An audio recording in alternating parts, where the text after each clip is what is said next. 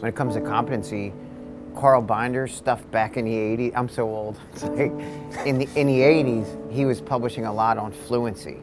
So an athlete or someone who's considered a professional at something usually can do things not just accurately, but fluently. When they're timed, they can do it, because there's a big difference between swinging the bat and hitting a home run because you swung it at the right rate, speed-wise, versus swinging it too slow and getting struck out or whatever. I don't know much about baseball, but like, I just know that in the 80s and in the 90s, my mentor would speak a lot about the need for fluency as a way to determine competency.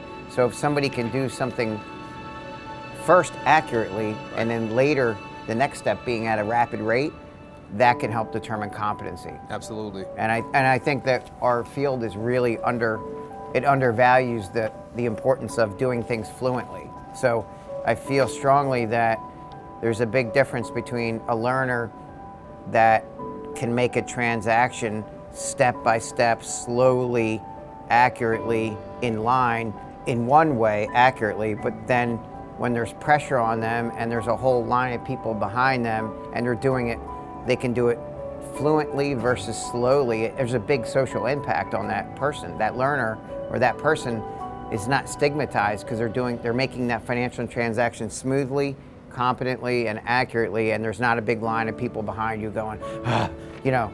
So I just think it's undervalued, and we have to really consider this as an important area of our field. Being an expert at something doesn't just mean doing it accurately. It means doing it fluently at a rapid rate, a competent rate, and then doing it fluently means you can generalize it to other settings. I think we miss that a lot. We learn to teach a learner how to do something accurately in one setting, and then instead of worrying about all the generalization probes, like, okay, let's systematically do it with a different person in a different site and doing all these generalization type probes and training.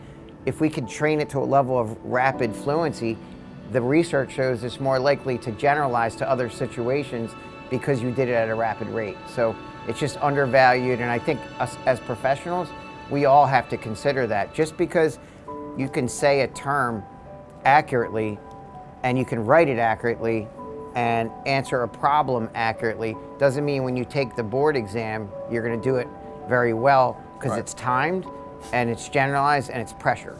And if you haven't heard about Carl Binder's work, dude is smart. That's a smart guy. You may not know a lot about his work, but you soon will. He knows a lot.